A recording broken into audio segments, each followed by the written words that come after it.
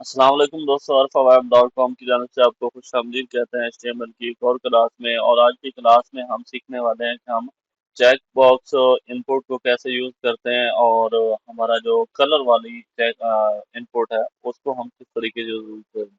तो यहाँ पर हम दोनों चीज़ें जो है उसको लगा लेते हैं। यहाँ पर लेबल हम कर लेते हैं पहले। तो यहाँ पर हम कलर का यूज़ करने वाले हैं, तो यहाँ पर हम जैसे लिख देते हैं सिलेक्ट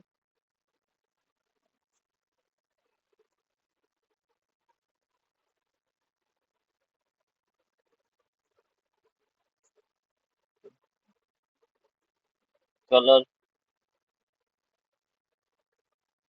ठीक है, हमने ये लिख दिया। नीचे हम यहाँ पर इसको दे देते हैं, यहाँ पर कलर वाली इंपोर्ट। तो यहाँ पर इंपोर्ट हम देंगे और उसकी टाइप को हम यहाँ पर कलर लिख देंगे। तो ये हमारे पास कलर टाइप की इंपोर्ट आ जाएगी।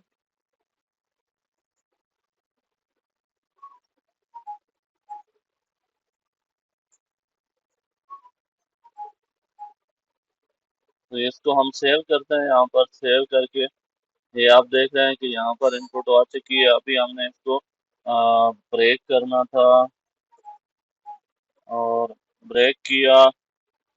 यहाँ पर आप देख रहे हैं कि हमारे पास कलर इनपुट आ चुकी है। आप इस पे क्लिक करेगा यूजर, तो यहाँ पर आप कलर जो है वो इसकी वैल्यू के अंदर चला जाएगा। तो यहाँ से आप कलर वैल्यू भी भेज सकते हैं यहाँ से। ठीक है, तो ये था हमारा कलर वाला। अब हम आ जाते हैं कि हमने अगर चेक बॉक्स बनाना हो, तो मुख्तलिफ तरह के चेक बॉक्स होते हैं। आप वो मुख्तलिफ कामों के लिए चेक बॉक्स का यूज़ करते हैं।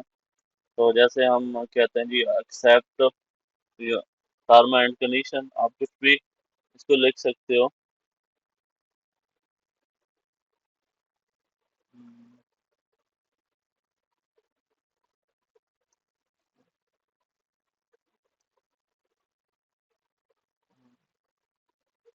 ठीक है, आप कुछ भी आप बनाना चाहो। यहाँ पर मैं आगे इसको चेक बॉक्स की इनपुट लेके आऊँगा। तो इनपुट हम लगा देते हैं और यहाँ पर हम लिखते हैं जी चेक बॉक्स।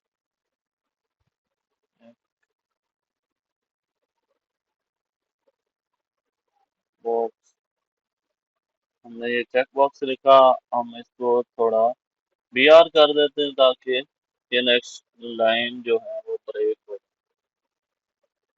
तो यहाँ पर देखिए हमारे पास चेक बॉक्स आ चुका है। यूजर इसको चेक कर सकता है या अनचेक कर सकता है। तो आज की क्लास में हम ये दो इनपुट को डिस्कस किया हमने। तो इंशाल्लाह फर्दर भी हम जो है इनपुट जो भी अलग अलग टाइप की हैं उनके ऊपर बात करने वाले हैं।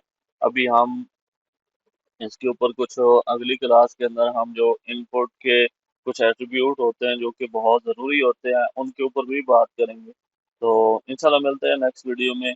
तब तक के लिए अल्लाह हाफिज़।